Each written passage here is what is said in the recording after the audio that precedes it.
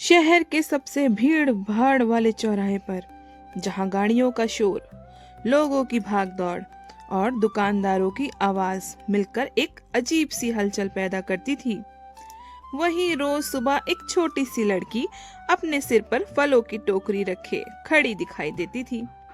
उसका नाम था गुड़िया।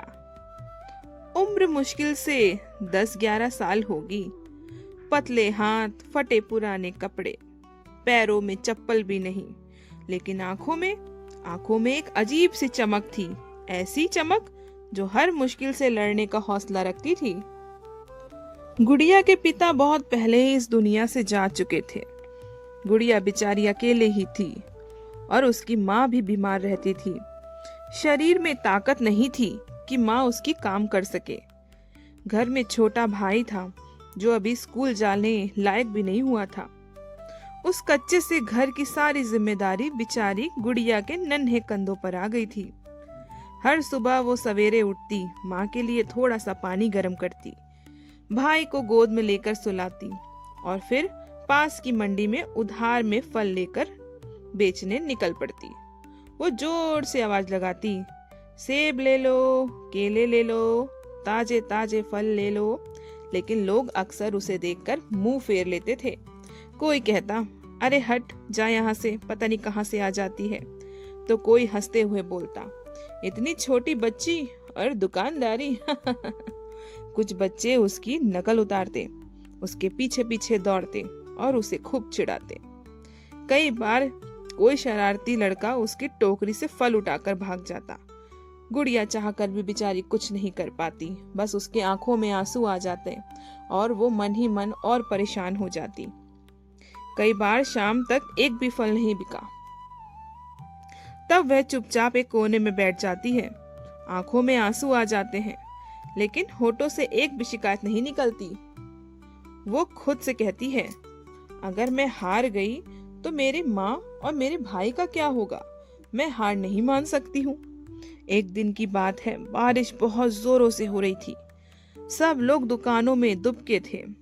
गुड़िया भीगती हुई सड़क के किनारे खड़ी थी। फलों पर पानी गिर रहा था और सारे फल खराब हो सकते थे। तभी एक अमीर आदमी वहां रुका। उसने गुड़िया को ऊपर से नीचे तक देखा और बोला, इतनी बारिश में भीख मांगने निकली हो? गुड़िया ने सिर उठा के बड़े साहस से कहा, साहब, मैं भीख नहीं मांगती, मैं मेहनत करके फल बेचती हूँ। उस आदमी को पहली बार किसी छोटी बच्ची की आवाज में इतना आत्मसम्मान सुनाई दिया। उसने सारे फल खरीद लिए और जाते जाते बोला, मेहनत करना कभी मत छोड़ना। उस दिन गुड़िया घर लौटी तो माँ की आंखों में पहली बार सुकून के आंसू थे। दिन बीतते गए। गुड़िया ने ठान लिया कि वह सिर्फ सड़क पर खड़े होकर फल नहीं बेचेगी। उसने ग्राहकों से मुस्कुराना, बात करना सीख लिया। फलों को साफ करके सजाना सीखा। सुबह सुबह सबसे ताजे फल चुनती। लोग अब उसे पहचानने लगे थे। अरे, आज गुड़िया नहीं दिखी, उससे ही फल लेना है, उसके फल अच्छे होते हैं। फिर भी गुड़िया की मुश्किलें खत्म नहीं हुई। कुछ दुकानदार उसे अपने सामने खड़ा नहीं होने देते। कई बार पुलिस वाले डांट कर भगा देते। गुड़िया हर बार सिर झुकाकर दूसरी जगह चली जाती, लेकिन अगले दिन फिर लौट आती। उसकी हिम्मत किसी चट्टान जैसी थी। एक दिन एक स्कूल की टीचर ने उसे फल बेचते देखा और उसने पूछा, तुम स्कूल क्यों नहीं जाती हो? बेचारी गुड़िया की आंखें भर आई। बोली, मैडम, पढ़ना तो चाहती हूँ, लेकिन पहले पेट भरना जरूरी है। टीचर का दिल पसीज गया। उन्होंने गुड़िया को शाम को फ्री क्लास में दाखिल करवा दिया। अब गुड़िया दिन में फल बेचती और शाम को पढ़ाई करती। पढ़ाई से उसकी सोच बदलने लगी। उसे हिसाब लगाना आने लगा, मुनाफा समझ में आ गया। उसने थोड़ा थोड़ा पैसा बचाना शुरू किया। सालों बाद वह उधार लेना बंद कर पाई। अब वह खुद मंडी से पैसे देकर फल लाने लगी। धीरे धीरे उसने एक छोटी सी ठेली खरीदी। अब लोग कहते हैं, देखो, वही फल बेचने वाली लड़की है, कितना आगे बढ़ गई है। जो लोग कभी उसे परेशान करते थे, आज वही सब उसकी तारीफ करते हैं। कई साल की मेहनत के बाद गुड़िया ने एक छोटी सी पक्की दुकान खोली।